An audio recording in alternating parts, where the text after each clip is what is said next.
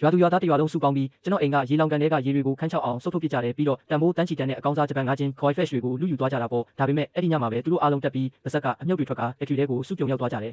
သူတို့မသိတာကအဲ့ဒီငါးတွေဟာကျွန်တော်တက်ခွဲကန်းထဲမှာတရားမဝင်မွေးမြူထားတဲ့ပြင်းထန်ဇီဝဓာတုအစိတ်တင်စမ်းသပ်ဆဲငါးတွေဆိုတာပဲကျွန်တော်ကတော့တာဝန်ကင်းလို့ခွင့်သက်သေခံလက်မှတ်နဲ့တေဆုံးမှုသတိပေးချက်တွေကိုကြိုတင်ပြင်ဆင်ထားပြီးသားသူတို့တေလန်းကိုရှောင်းလန်းသွားကြတာကိုကျွန်တော်ကတော့အေးလူလူပဲကြည့်နေလိုက်တယ်ပြီးခဲ့တဲ့ဘဝတုန်းကရွာလူမိုက်ကရေလောင်ကန်ဟာရွာပိုင်ပစ္စည်းဖြစ်တယ်ဆိုပြီးကောလာဟာလာတွေဖြန့်ပြီးရွာသားတွေကိုလှုပ်ဆော်ခဲ့တယ်ကျွန်တော်မိသားစုကအတိုးကြီးပေးပြီးချင်းငွေနဲ့မွေးထားတဲ့ငါးချင်းတွေကိုရွာသားတွေယူသွတ်တယ်လို့လူယူကြတာပေါ့ကျွန်တော်အဖေကဒူးထောက်ပြီးတောင်းပန်ခဲ့ပေမဲ့ရွာလူမိုက်ရဲ့သားကကတော့ပေါ်ကနေကန်ချလိုက်လို့အဖေတနာစရာကောင်းအောင်တေဆုံးခဲ့ရတယ်ရွာသားရနဲ့ချီကဘေးကနေအေးစစ်စစ်ကြည့်နေခဲ့ကြရုံတင်မကဘူးအဖေရဲ့သွေးတွေကရေတွေကိုညစ်ပတ်ကုန်စေတယ်လို့တောင်ပြစ်တင်ပြောဆိုကြသေးတယ်ရွာသားတွေအားလုံးကစုပေါင်းပြီးလူမိုက်ဆန်ဆန်ညင်းကြတဲ့အတွက်ရဲတွေကလည်းဒါကိုမတော်တဆမှုတစ်ခုအနေနဲ့ပဲသတ်မှတ်နိုင်ခဲ့တယ်နောက်ဆုံးတော့လူဆိုးတွေကဥပဒေပြင်ပမှာလွတ်မြောက်သွားပြီးငါးတွေလည်းမရှိတော့ဘူးအဖေကိုလည်းဆုံးရှုံးခဲ့ရတယ်အမေကလည်းယူသွားခဲ့ရတယ်ကျွန်တော်လည်းကလေးစားချီချင်ခဲ့ပေမဲ့အဲ့ဒီလူမိုက်ကြောက်ချံတို့လူစုရဲ့ရိုက်နှက်မှုကိုခံရပြီးညစ်ပတ်တဲ့ရေမြောင်းထဲမှာအရှင်လက်လက်အသေးရိုက်ခံခဲ့ရတယ်မျက်လုံးပြန်ဖွင့်လိုက်တဲ့အခါမှာတော့ကျွန်တော်အဲ့ဒီအဖြစ်ဆိုးကြီးမတိုင်ခင်တလလိုကိုပြန်ရောက်လာခဲ့ပြီးဒီတစ်ချိန်မှာတော့ကျွန်တော်ညတွင်ချင်းပဲငါးချင်းတွေကိုရွှေ့ပြောင်းလိုက်ပြီးရေလောင်ကန်ကိုတော့ကုသမရတဲ့အစိတ်ရှိငါးတွေမွေးမြူတဲ့ဇီဝဓာတုအခြေစိုက်စခန်းတစ်ခုဖြစ်ပြောင်းလဲပစ်လိုက်တယ်မင်းတို့ကလောဘဇောတိုက်ပြီးလူရတာဝါသနာပါကြတယ်မဟုတ်လားဒီတစ်ခါတော့တကားကြီးကိုအကျယ်ကြီးဖွင့်ပေးထားမယ်မင်းတို့စိတ်ကြိုက်လူကြရအောင်အဲ့ဒီနေ့ကိုကျွန်တော်တစ်သက်လုံးမေးမှာမဟုတ်ဘူးစွမ်းအားမြင့်စက်မှုလုပ်ငန်းသုံးရေစုပ်15လုံးကနားကွဲမတက်မြည်ဟိနေပြီးရေလောင်ကန်တွေကရေတွေဟာမျက်စိရှိတင်တိတိတတ်တာကျဆင်းသွားပြီးရွှွန့်နုံမဲကြီးတွေပေါ်လာခဲ့တယ်အဲ့ဒီရွှွန့်နုံတွေကြားထဲမှာအယောင်သွေးစုံလင်းပြီးတန်ဖိုးတန်းချီတန်းတဲ့အကောင်စားငါးချင်းအကောင်ရေတောင်းနဲ့ချီပြီးအသေးအတန်လူးလွတ်နေကြတယ်သူတို့ဟာလူလောကတဲ့ကိုပြုတ်ကျလာတဲ့ယတနာပိုင်းစာလေးတွေလိုပဲဒါပေမဲ့အကြမ်းတမ်းဆုံးနင်းချမှုကိုခံလိုက်ရတယ်ရွာလူမိုက်ကြောက်ချံကလူကြဟိရွာလူကြီးပြောပြီးသားဒီရေလောင်ကန်ကရွာပိုင်ပစ္စည်းတွေကငါးတွေကလည်းတဘာဝအတိုင်းကြီးပြင်းလာတာမြင်တဲ့သူအားလုံးဝေစုရမယ်ချမ်းသာပြီးဟိချမ်းသာပြီး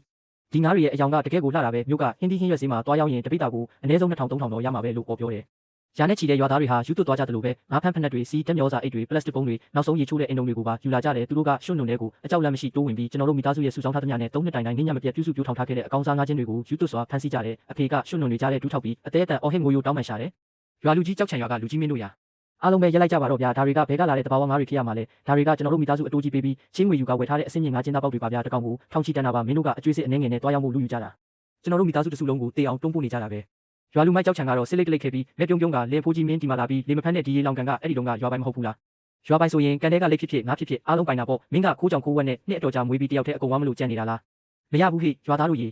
ဆက်ပြီးဖမ်းကြဟိလို့អော်တယ်အဖေကတော့မဖမ်းကြပါနဲ့တော့တောင်းပန်ပါတယ်ဗျာလို့ပဲငိုယိုတောင်းပန်နေရှာတယ်အဖေကတောင်းပန်လေးကြောက်ချံတို့သားအဖကပိုပြီးစိတ်ဆိုးလာလေးပဲသူတို့မျက်လုံးတွေနီမြန်းလာပြီးလက်မောင်းတွေကိုဆန့်ကအိတ်ထဲငါးတွေလှဲထည့်နေတဲ့ရွာသားတွေကိုတားဖို့စူးစမ်းနေတဲ့အဖေစီကိုရွာလူမိုက်ရဲ့သားကြောက်ချံကပြေးလာတယ်သူကတံပြားပါတဲ့ရေဆိုးခံဖက်နှက်ကိုစီးထားပြီးမျက်လုံးထဲမှာရက်ဆက်တဲ့အရေးရောင်တွေနဲ့ဆဲရေးတိုင်းထွာတယ်အဖိုးကြီးငါရဲ့စီးပွားရေးလမ်းကြောင်းကိုပိတ်ရဲတဲ့ပေါ့မင်းကိုမျက်နှာသာပေးနေတာလွန်သွားပြီထင်တယ်ပြောလို့မှမဆုံးသေးဘူးကြောက်ချံကခြေထောက်ကိုပြင်းပြင်းထန်ထန်မြောက်ပြီးအဖေရဲ့ရင်ဘတ်ကိုကန်ချလိုက်တယ်အဖေကနေ့ရက်အတော်ကြာပင်ပန်းနွမ်းနေမှုကြောင့်ခန္ဓာကိုယ်ကအားနေနေတာအဲ့ဒီပြင်းထန်တဲ့ကန်ချက်ကြောင့်လူတကူလုံးနောက်ပြန်လန်ကျသွားပြီးအဝတ်စုပ်အိတ်လိုပဲ3မီတာမြင့်တဲ့ကံပေါင်ဆောက်ပေါ်ကနေအောက်ကိုတရွတ်တိုက်လိမ့်ကျသွားခဲ့တယ်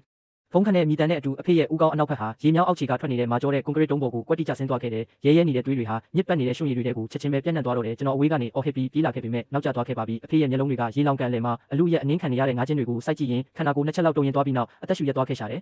ပိုပြီးရင်နာဖို့ကောင်းတာကကန်တဲကရွာသားရနဲ့ချီဟာဒီမြင်ကွင်းကိုမြင်နေရပါလျက်နဲ့လက်ထဲကအလုပ်ကိုဘယ်သူမှမရက်ကြဘူးသူတို့ကအဖေစီကထွက်လာတဲ့သွေးတွေကရေတွေကိုညစ်ပတ်စေတယ်လို့တောင်ပြစ်တင်ရှုံချပြီးအဲ့ဒီနေရာကိုရှောင်းကွင်းကကျွန်တော်တို့မိသားစုရဲ့သွေးချွေးတွေကိုသူတို့အိတ်ထဲဆက်ပြီးလောကကြီးထည့်နေကြတော့မယ်ရွာလူမိုက်ရဲ့သားကြောက်ချံကတော့ကံပေါင်ပေါ်မှာမောက်မာစွာရက်နေပြီးရေထဲကိုတရွေးတစ်ချက်ထွေးကဟဲသူဘာသာသူခြေလမ်းမမြဲလို့လဲတေတာငါ့ကိုလာပြီးအပြစ်ပုံချချင်တာလားအားလုံးလည်းမြင်နေတာပဲငါအားနဲ့တော့မကန်ရသေးဘူးလို့ပြောနေခဲ့တယ်နောက်တော့ရဲတွေရောက်လာခဲ့ပေမဲ့ဥပဒေကိုမကြောက်တဲ့ရွာသားရနဲ့ချီရဲရှိမှပြီးတော့ရွာကော်မတီတစ်ခုလုံးကစုပေါင်းပြီးဒါဟာရွာပိုင်ပစ္စည်းပဋိပက္ခဖြစ်တယ်လို့တညီတညွတ်တဲ့ထွက်ဆိုချက်တွေရှိမှာနောက်ဆုံးအရေးကြီးတဲ့အချိန်ကြာမှပျက်စီးသွားတဲ့ရွာထိပ်ကစောင့်ကြည့်ကင်မရာခေတ်ကြီးကြောင့်ရဲတွေလည်းဘာမှမတတ်နိုင်ခဲ့ဘူးလှုပ်ဆော်သူတွေရဲ့တက်တွေကိုမရှာနိုင်တဲ့အတွက်ဒါကိုရိုးရိုးပဋိပက္ခကြောင့်ဖြစ်ရတဲ့မတော်တဆမှုဖြစ်ပဲသတ်မှတ်လိုက်ရတဲ့ကြောက်ချံတို့မိသားစုကအယောအစားသဘောမျိုးငွေ9000ကျွမ်းပေးပြီးရဲစခန်းကနေမောက်မောက်မမာနဲ့ထွက်သွားကြတယ်ရေလောင်ကန်ကြီးလည်းဗလာချင်းကြံခဲ့ပြီးကျွန်တော်တို့မိသားစုရဲ့သွေးချွေးတွေအားလုံးဆုံးရှုံးခဲ့ရတဲ့အဖေကိုမိတကြိုတဲ့နေ့မှာပဲအကျွေးရှင်တွေကအိမ်ရှိမှလာပိတ်ဆို့ထားကြပြီးအမေကတော့ဒီတံကို